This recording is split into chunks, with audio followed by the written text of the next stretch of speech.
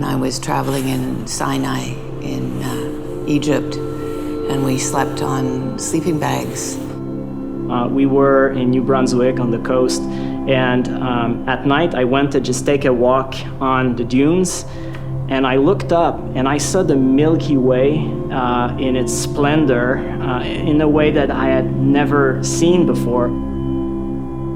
It's as if I would see the world for the first time, or I would peek into reality for the first time. And I remember having that feeling of the universe and the stars and the sky being so close from that vantage point, and just the vast immensity of the feeling of being so minuscule.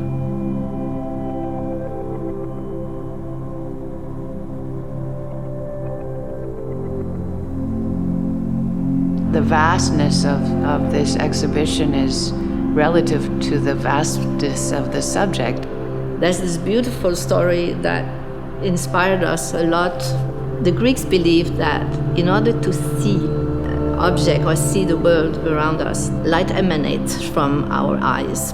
And they believed that the light was coming from the inside. And it's only later that they understood that the reason why we see is because light is coming from very far. And I think that from that moment and that realization came the invention of the telescope and this desire to understand where this light was coming from. I think the quest for space travel is almost a human impulse. The quest that becomes not a national quest, not a political quest, but just a human quest.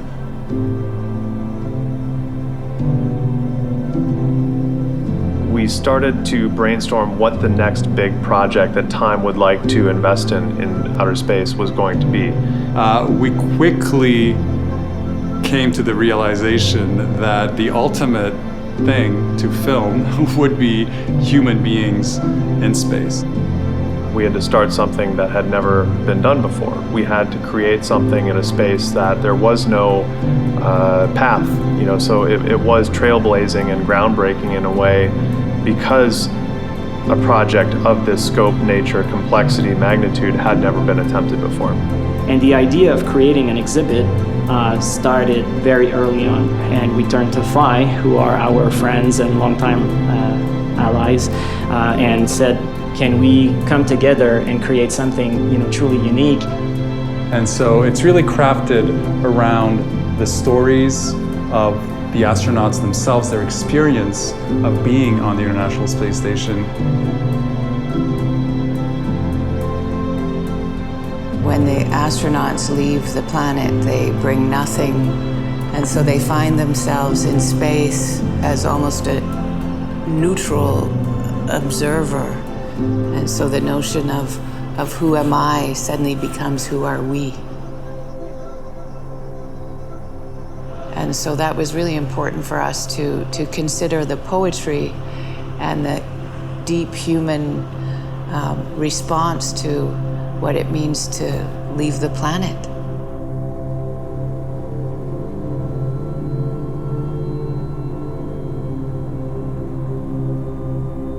One thing that was pretty extraordinary with that collaboration is that creating a large-scale free-roaming experience also allowed us to add a physicality into the experience. People are moving. People have the real impression of being there. People will have the impression to walk in space, to see the planet around, eventually to have this experience of the overview effect. And it's very physical and emotional. So not only do you feel I am walking in the ISS in its correct dimensions, but I see others with me who are avatars that we perceive through the content and through the interactivity of the technology. I think that all of that is going to surprise audiences, reveal something inside of them that maybe they didn't know was there, and think about, the fascination that a lot of people have in regards to space, in regards to nature, in regards to the Earth. So far, if I think about everything that I've experienced in relation to that content, it was very often in the context of a planetarium or a science center, but it was rarely expressed in an artistic and lyrical way. And this experience does that. It's part of us. I like to try to understand the meaning of our existence. Where do we come from and why and what's beyond? Because it's difficult to process maybe the idea that we might be the only living species throughout the cosmos. And this gives us a vertigo. As a kid growing up in the suburb of a small city called Fleurimont, everything that I knew was within pretty much 1 square mile, and that was my world. And I remember that when I would play with kids outside, within that closed world where I was allowed to go, I would sometimes turn my gaze upwards and watch the stars, and I would be just completely struck by the contrast between the finite limit of the world I was allowed to grow in and evolve into as a kid, and the feeling of infinity that I felt every time that I would look upwards, and that the emotion of vertigo that was triggered every single time that I would feel that disconnect. And so that for me was probably the starting point for fascination in regards to space.